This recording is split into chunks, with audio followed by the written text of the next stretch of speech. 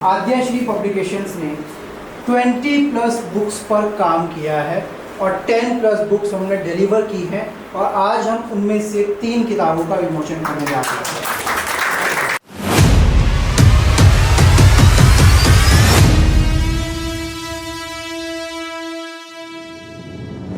तो इस जो सत्र का है इसमें भी 2 भाग हैं इस सत्र के।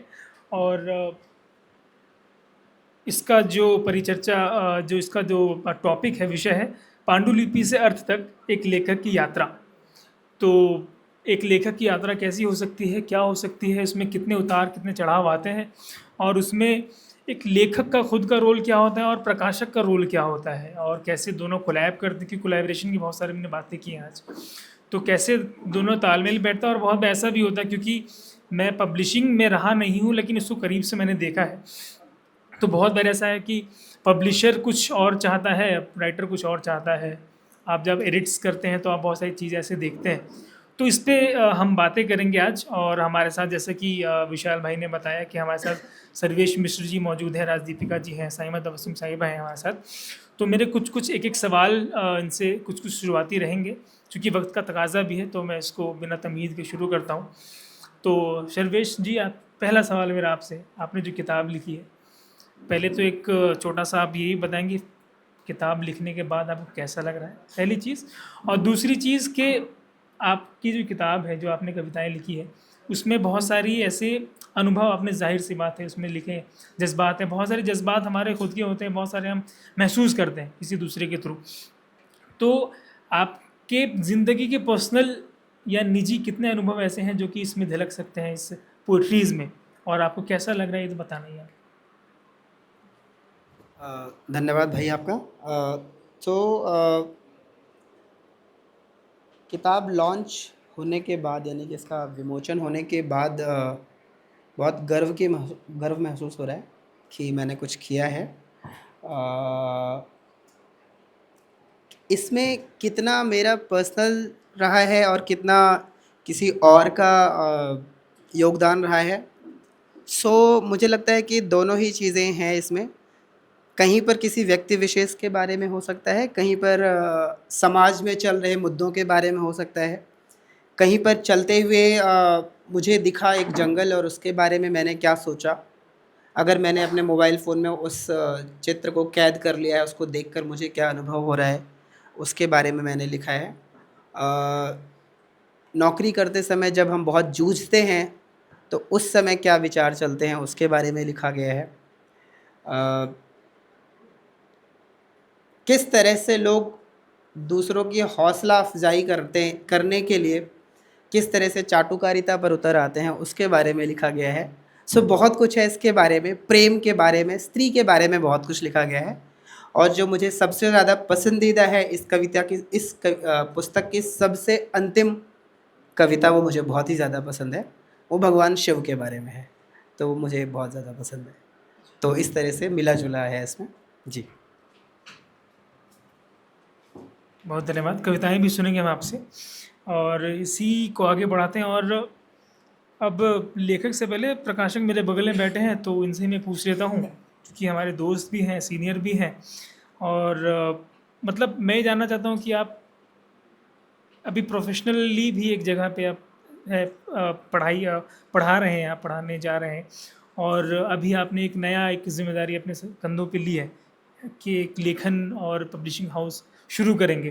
तो एक और आप लेखक भी हैं, आपकी 2-3 किताबें, जहाँ तक मुझे याद है, शायद मैं गलत भी हो सकता हूँ, तो वो शाया हो चुकी हैं काफ़ी पहले। तो एक प्रकाशक के तौर पर और एक लेखक के तौर पर आपने लेखकों के साथ काम करते हुए मतलब क्या चीज़ें नोटिस की या क्या सीखा, कुछ कमोबेश चीज़ें जो कि आपने कभी कुछ इनसे सीखी या आपने कुछ इनको सिखाई, तो अगर वो आप साझा करना चाहें इंशाल्लाह। सभी को फिर से नमस्कार। अगर मैं कहूँ कि लेखकों के साथ मैंने क्या सीखा, तो पहले मैं आपको ये बताना चाहूँगा कि मैंने प्रकाशकों के साथ क्या सीखा। मेरा अनुभव अलग अलग प्रकाशनों के साथ काम करने का रहा 2021 के दरमियान, 2019 में, क्योंकि मैं जिस परिवार से आता था, वहाँ पर ये संभव नहीं था कि हम पीजी लेकर या एक घर किराए पर लेकर दिल्ली में एक पढ़ाई कर सकें। तो मैं, सौरभ यहाँ पर बैठे हैं और हमारे तमाम साथी, हम दिन में स्कूल करते थे और शाम को पार्ट टाइम जॉब्स करते थे। तो उन पार्ट टाइम जॉब्स में बहुत सारी चीज़ें थी, मैं कुछ बोल सकता हूँ कुछ नहीं बोल सकता। इसमें से एक प्रकाशन था, प्रकाशकों की किताबें इधर से उधर ले जाना, लेखकों के घर ले जाना, लेखकों से मिलना, उनके इंटरव्यू करना। जब हमें ये भी नहीं पता था, मुझे और सौरभ को, कि इंटरव्यू करना क्या होता है, और हम भारतीय ज्ञानपीठ के अध्यक्ष के पास इंटरव्यू करने गए हैं। उन्होंने 5 मिनट बात करने के बाद बोला कि आप मुझे जानते हैं, मुझे पढ़ा है, बहुत सारी चीज़ें पूछी, और हम ब्लैंक थे, हमारे पास कोई जवाब नहीं था। फर्स्ट ईयर के स्टूडेंट थे हम, मतलब 17-18 साल हमारी उम्र रही होगी। तो हमें लगा अभी इस पर बहुत सारा काम करना है।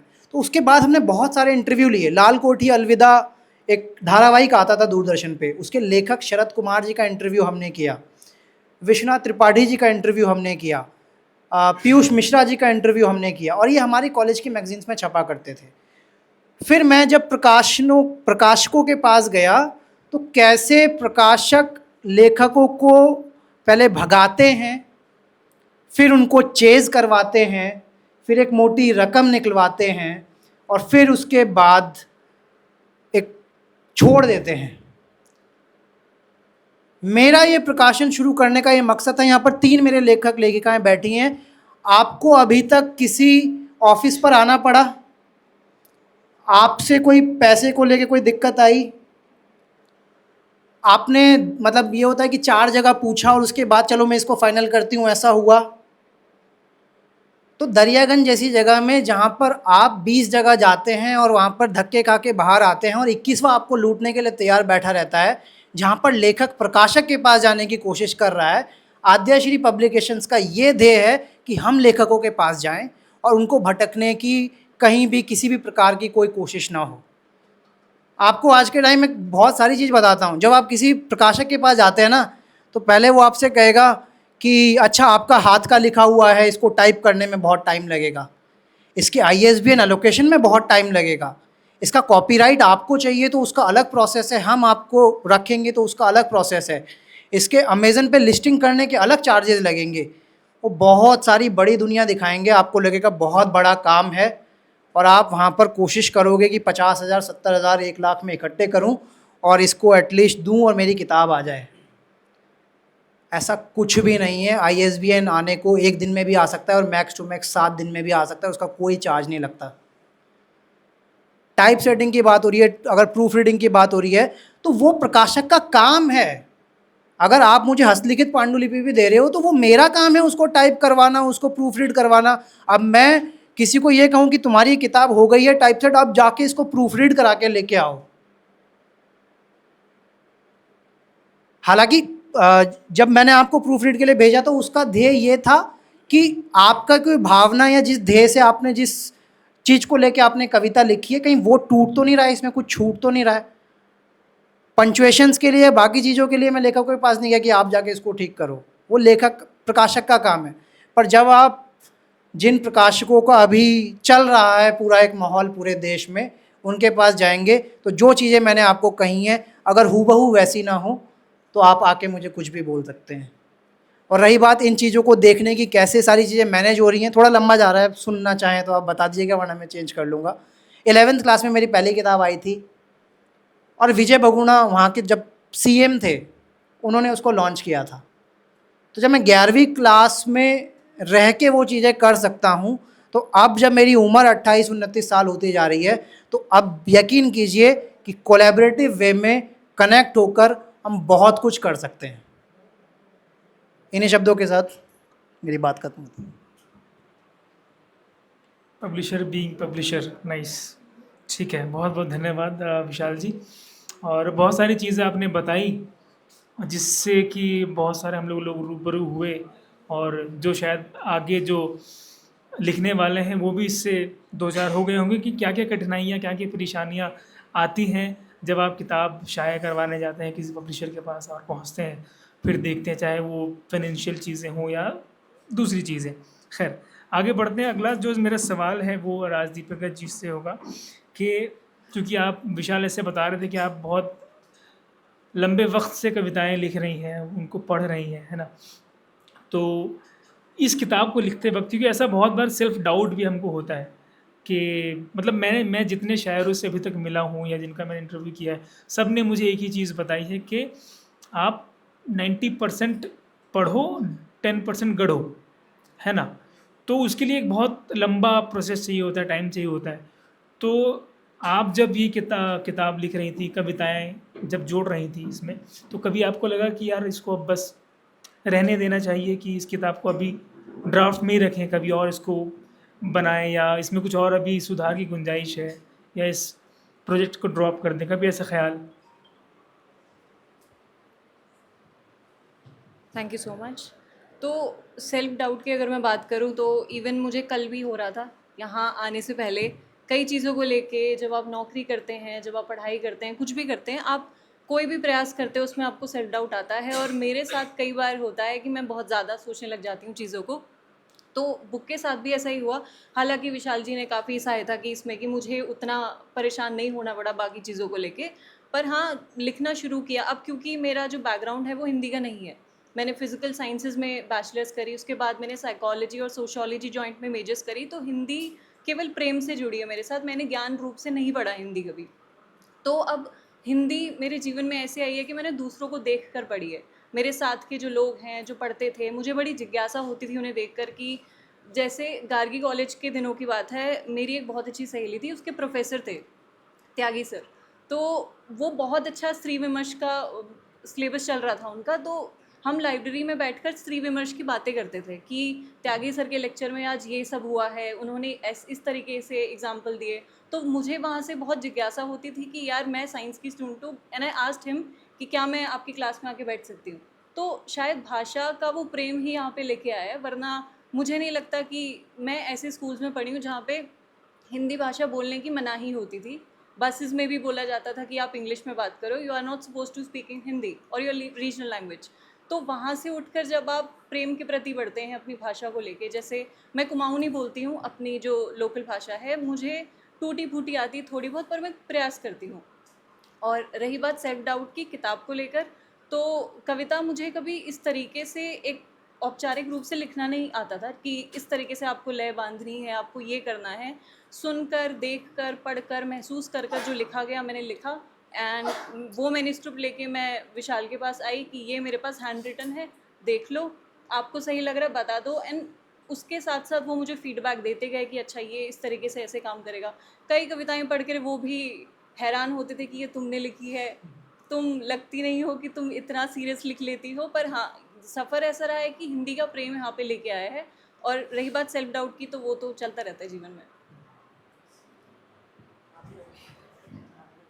मेरी आवाज़ वैसे बुलंद है। ठीक है, बहुत धन्यवाद। और हिंदी का प्रेम, क्योंकि मैंने भी हिंदी से ही पढ़ाई की है अपनी, और ये चीज़ अपने हम बातचीत में बनी कि हमारे साथ सब मौजूद स्कूल को देखते हैं। ऐसा मैंने बहुत जगह देखा है कि लोग अंग्रेज़ी को लेकर, हालांकि वो ज़रूरत है लोकल लैंग्वेज हमारे पास, है ना, पर इतना ज़्यादा खुशी है हम लोग एक ज़बान को लेकर के कि जो हमारी जो कल्चरल ज़बान है, या अगर आप उसको राष्ट्रभाषा शायद अभी ना कहें संवैधानिक तौर पर, लेकिन कहीं ना कहीं हम उसको, सबसे ज़्यादा बोली जाने वाली भाषा है हिंदी, वन ऑफ, उसको हम निगलेक्ट कर रहे हैं बहुत सारी जगहों पे। जैसे स्कूल्स की बात की आपने, मैंने भी देखा है अपने बहुत सारे स्कूल्स में, दोस्तों में, इवन जो मेरे छोटे छोटे भतीजे भतीजियाँ हैं उनकी जगह, तो बहुत पुश करते हैं या बहुत दरकिनार करके रखते हैं उन सब चीज़ों को। तो भाषा का प्रेम जहाँ आपने बोला, उस तरीके से आपने जो कविताएँ पिरोई, तो बहुत आप साधुवाद आपको कि भाषा का प्रेम आपको यहाँ तक लेके पहुँचा, है ना। सो बहुत मुबारकबाद। और अगला सवाल मेरा साइमा जी से होगा कि आपका, जैसे मैं आप अभी सबकी मैंने कुछ ना कुछ कविताएं पढ़ी सबकी किताबों में से, और कुछ ना कुछ मैंने उसमें देखा समझा। पहला तो आपने जो शीर्षक रखा है इसका, अपने जो किताब का, इसके पीछे का क्या कॉन्सेप्ट था, क्या सोच के, क्योंकि ऐसा बहुत बार होता है कि हमने बहुत सारी कविताएं लिखी हैं, हमको बहुत सारे शीर्षक अच्छे लग रहे हैं, कितने बार लगता है कि हम अपनी बेस्ट कविता का टॉपिक दें, ऐसा लगता है। और बहुत टाइम, स्वागत है आपका भी, है ना, और बहुत बार ऐसा हमको लगता है कि वो शीर्षक दें जिससे किताब बिके, थोड़ा क्लिक बेट जैसा आज के टाइम में ऐसा होता है, हम सबको लगता है। तो एक जो आपने जो शीर्षक रखा है अपना किताब का, उसके पीछे क्या रीज़न रहा, है ना। और दूसरा मैं ये जानना चाहूँगा कि इसमें आपकी किताब में जो कोई सी एक कविता जो कि आपको लग रहा हो कि सबसे कठिन, एक अगर आपने 50-60 पेज 70 पेज जो भी आपकी किताब है उसमें सबसे कठिन कोई कविता रही हो लिखने में या उसको पब्लिशर को देने में, वो कौन सी रही? तो ये मेरे 2 सवाल आपसे। सबसे पहले तो आप सब लोगों का बहुत बहुत शुक्रिया फॉर हैविंग मी हियर। और मैंने ये जो टाइटल चूज़ किया है, ज़िंदगी आईने के उस पार, द रीज़न वॉज आईने को हम यूज़ करते हैं for our reflection, for grooming. आईना हमें हमारी हकीकत दिखाता है। सबसे पहले तो एज इट इज़ जैसे हम हैं वो दिखाएगा, फिर जहाँ हम अपने आप को ले जाना चाहते हैं, अपने आप को ग्रूम करना चाहते हैं, वो भी हमारी चीज़ें शीशे के ज़रिए ही दिखती हैं, आईने के ज़रिए ही दिखती हैं। तो first thing, it shows the exact figure we are. Secondly, it shows the changes that we want in our life, specially in our self और इन अवर लाइफ। और जो दूसरा हिस्सा है इस पूरे टाइटल का, आईने के उस पार, ये शो कर रहा है दैट समथिंग इज़ मिसिंग इस पार and you want to change that thing going the other side. So उस पार में इट्स लाइक अ यूटोपिया, जो आप चाहते हो कि आपकी ज़िंदगी, आपकी सोसाइटी, आपकी खुद सेल्फ या वन सेल्फ जो होना चाहती है। तो ये बुक इस सारी चीज़ों के बारे में है। इसमें बहुत सारे फेजेस में मैंने किताब लिखी है। फर्स्टली कि हम इन नेचर क्या क्या चीज़ें हैं, हम जब दुनिया में आए उससे रिलेटेड क्या क्या चीज़ें हैं, एंड फिर जब हम कॉन्शियस डेवलप करते हैं अपने अंदर, तो हम सोसाइटी को किस नज़रिए से देखने लगते हैं, उसको ऑब्ज़र्व करते हैं, और फिर उसके बाद हम उसमें कुछ चेंजेस चाहते हैं। हम उस चीज़ में सेटिस्फाई नहीं होते हैं या हम खुद उस चीज़ के प्रताड़ित होते हैं।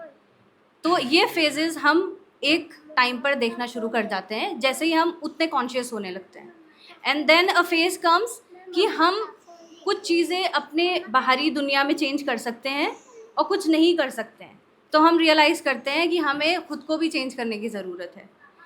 So the book is telling itself a story कि कहाँ से आप शुरू हुए हैं, कहाँ तक जा रहे हैं, और इन दी एंड आप मोटिवेट होके अपने आप क्या क्या चेंजेस करना चाहते हैं। और सेकंड क्वेश्चन जो आपका था कि कौन सी किताब, कौन सी पोयम मुझे लिखने में सबसे ज़्यादा कठिनाई हुई, तो ऐसी बहुत सारी थी। उनमें से एक है दूर पहाड़ों पर। सो ये मैंने लिखी है उत्तराखंड में माइग्रेशन के ऊपर। एक बार मैं ट्रिप पर थी and I saw रूइन, completely ruined. बहुत बहुत खूबसूरत सा घर था और पूरी तरीके से टूटा हुआ था।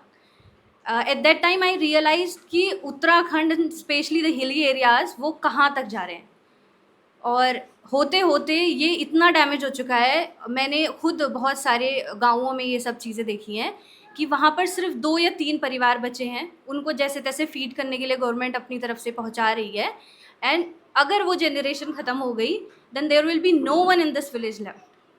तो ये एक बहुत डीप था, हर्टिंग था कि जहाँ हम एक तरफ एनवायरनमेंट की बात कर रहे हैं और इस तरीके से सोच रहे हैं कि हम वेकेशन मज़े करने के लिए हम उत्तराखंड की तरफ या पहाड़ों की तरफ चले जाएं, बट अल्टीमेटली वो पहाड़ के लोग सिर्फ एक अच्छी लाइफ के लिए वो सब छोड़कर दूसरी तरफ आ रहे हैं।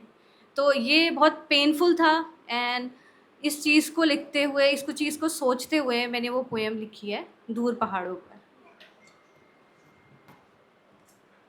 बहुत बहुत धन्यवाद आपका सहीमा।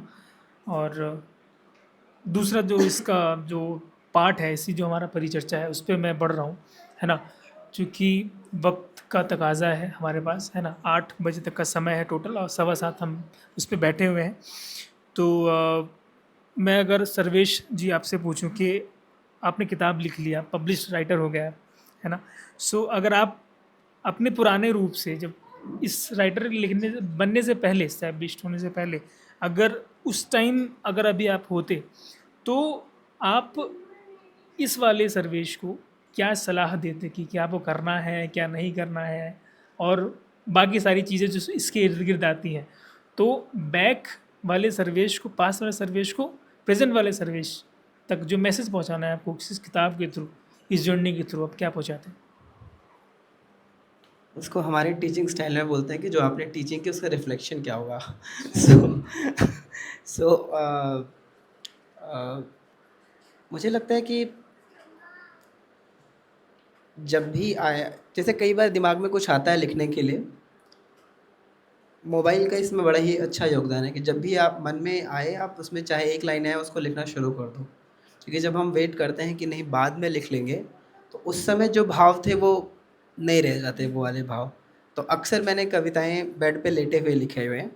ज़्यादातर कविताएँ उसमें वही हैं जो बेड पे लेटे हुए मैंने लिखी हैं, जब नींद नहीं आती है तब। वो है मैं अपने आप को यही कहना चाहूँगा कि बस लिखते रहो, जब भी मन में आए लिखते रहो, जैसा भी आए लिखते रहो। तो उसमें पॉलिश तो बाद में किया जा सकता है, लेकिन जब हम उस कविता को जो हमने तब लिखा था, जब आज पढ़ते हैं तो लगता है कि उसमें पॉलिश करने की ज़रूरत भी नहीं है। तो फिर मेरी सारी कविताएँ वैसी ही हैं, तो मुझे लगता है कि हाँ, बस लिखते रहना चाहिए। बहुत धन्यवाद आपका। राजदीपिका जी, अब मेरा सवाल अब आपसे होगा कि जब आप इस पुस्तक को लिख रही थी, ठीक है, आपने इसको लिख दिया, आप भी आप माशाल्लाह एस्टैब्लिश्ड राइटर हैं, पोइटेस हैं, तो समटाइम्स वी सी के कोई भी जीवन में हमारा पैटर्न आता है ना, एक पैटर्न आता है, जब पब्लिक होता है, लोगों के सामने होता है, तो हमारा देखने का नज़रिया, तरीक़ा बदल जाता है। अल्टीमेटली अंदर अंदर या बाहर से अगर आप देखें समझें, तो मुझे, क्योंकि there is a long way to go, कि अभी आप ही एक ही किताब आई, अभी काफ़ी सारी आना बाकी होंगी। तो इस किताब के आने के बाद अगर आप शायद एक फीलिंग अगर शेयर करना चाहें, बताना चाहें कि कितना आपके अंदर की पोइटिक्स बदली है, या आपके अंदर का वो जो चंचल मन है या कवि मन है वो कितना बदला है, तो अगर आप उस पर कुछ बताना चाहें, शेयर करना चाहें तो।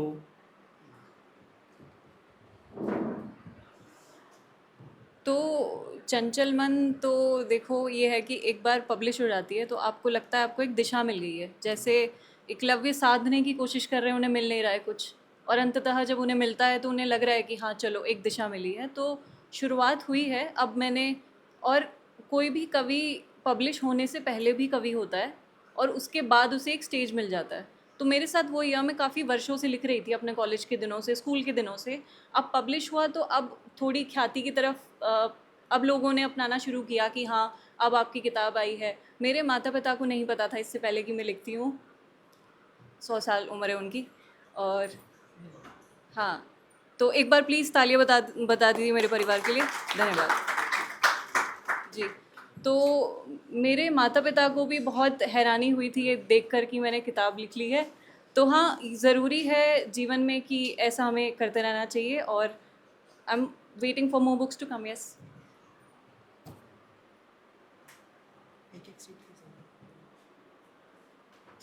अग्रिम शुभकामनाएं आपको कि आप और कविता लिखें, गढ़ें। और चूँकि इनका जो बुक लॉन्च हमने राजदीपिका जी का होल्ड पे रखा था क्योंकि इनके पेरेंट्स नहीं आ पाए थे, तो इस सेशन के बाद हम बुक लॉन्च करेंगे इनका फॉर्मली।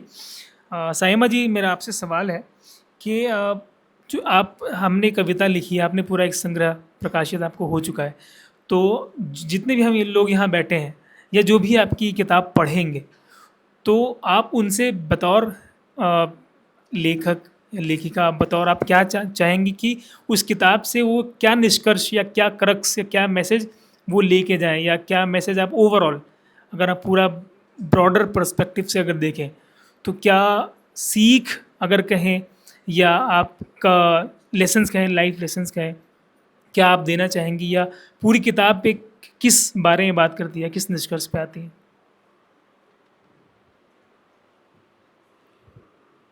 जैसा मैंने बताया कि मेरी बुक बहुत फेजेज़ में है, मतलब 5 से 7 फेजेज़ हैं, जिसमें स्टार्टिंग और एक मिड फेज़, फिर जब हम ग्रूम करते हैं, एंड फाइनली जब हम अपने आप के साथ एक अफ़र्मेशन करते हैं कि हम ये चीज़ें करेंगे after some changes in ourselves. तो जैसा इस बुक का सारांश है, वैसे ही मैं भी चाहती हूँ कि मेरे रीडर्स भी इस चीज़ पे काम करें अपनी लाइफ में कि कोई भी फेज़ परमानेंट नहीं है लाइफ का।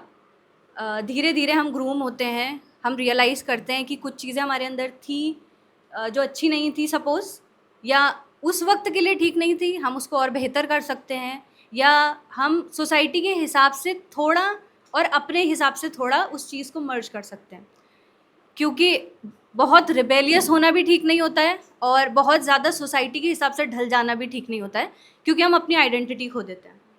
And through out this book last में जो फेज़ है उसमें आप रियलाइज़ करेंगे एज अ राइटर मैंने भी उस चीज़ को अफर्म किया है कि जो जो मैं करना चाहती थी in the and I have affirm something in my self कि मैं उस चीज़ को कंटिन्यू करूँगी।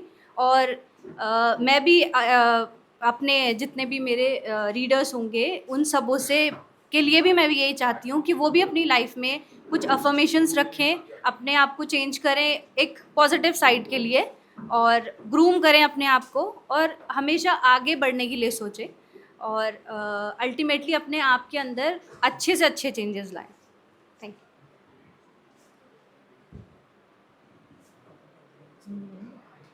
ठीक है जी, अफर्मेशन की बात की, कभी जो ख्वाब था वो पा लिया है मगर जो खो गई वो चीज़ क्या थी, जावेद अख्तर साहब ने कहा था। अब विशाल जी से मेरा आखिरी सवाल है इस सत्र का। साहित्यिक यात्रा रही और प्रकाशन यात्रा शुरू हुई है जस्ट अभी है ना, तो इन दोनों यात्राओं को अगर हम मिलाएं और इसको देखें तो सबसे ज़्यादा यादगार पल, यादगार क्षण या भावुक क्षण आपके लिए कौन सा रहा? दरअसल पिछले 2023 के बाद से मैंने भावुक होना छोड़ दिया। उससे पहले मैं बहुत भावुक था।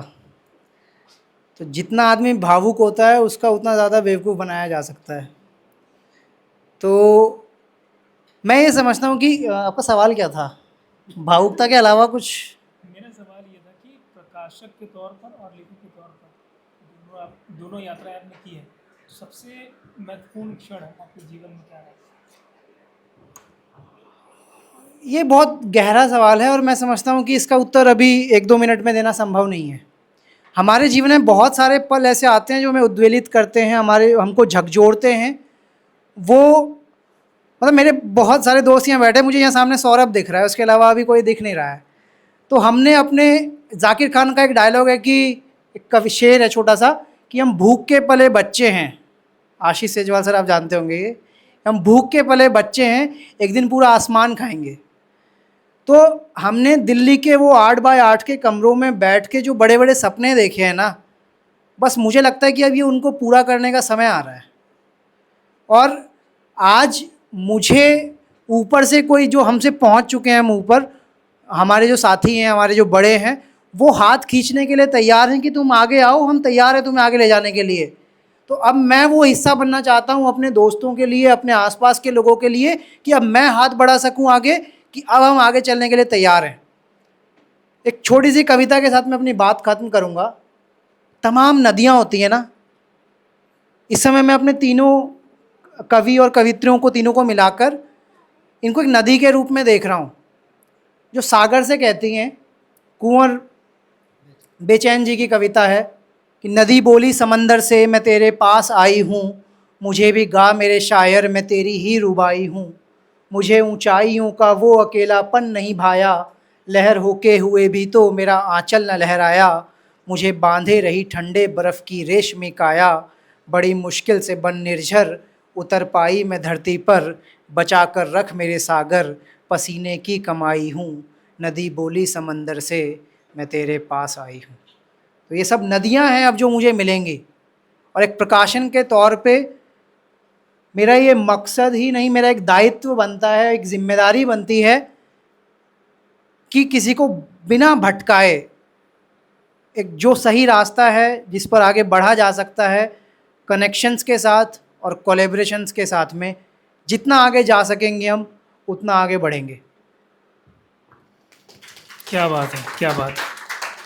बहुत बहुत शुक्रिया आप सभी का कि आपने इस परिचर्चा में भाग लिया और बहुत सारी बातों से हम सबको खुद दो चार करवाया, क्योंकि हम कहीं ना कहीं सब ना कुछ एक दूसरे से सीखते हैं, समझते हैं और एक नया नज़रिया खुलता है।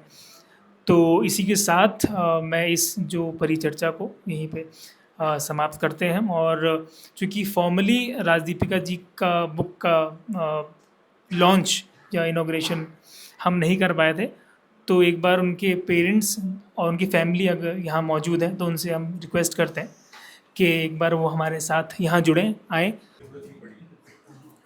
कागज फाड़ने में मेरा धर्म व्यर्थ होता है। बहुत सारी किताबें हों अंधेश्वरी के पास, और इसी तरीके से हम इसका इफ्तिताह करते रहें। ज़ोरदार तालियां एक बार।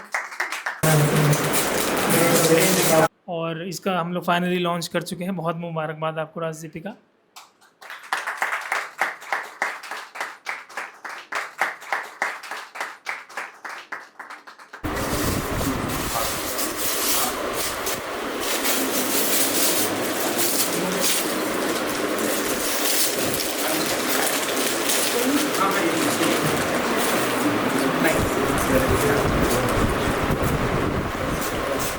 एक बार हम तालियां बजा के एक बार सत्कार करें। लॉन्च हो चुकी है और आप बाहर बुक स्टॉल करना है तो आप वहाँ से भी इस किताब को खरीद सकते हैं, और ऑनलाइन भी इस किताब को आप मंगवा सकते हैं। विशाल जी से कॉन्टेक्ट कर सकते हैं, और खूबसूरत किताब है। तो बहुत सारे प्रकाशन होते हैं, तो हिंदी के लिए सिर्फ एक पर्टिकुलर प्रकाशन होता है जो हिंदी किताबें छापते हैं, बट विशाल भाई ने एक नया जलवा निकाला है कि अंधेश्वरी के अंदर हिंदी और इंग्लिश दोनों ही किताबें शुमार हैं, और आप उसका लाइव एग्जाम्पल देख सकते हैं, शेड्स ऑफ द सोल और मन के कई रंग। बहुत बहुत मुबारकबाद सुरेश भाई आपको। ज़ोरदार तालियां हो जाए, हौसला अफजाई करें दोस्तों।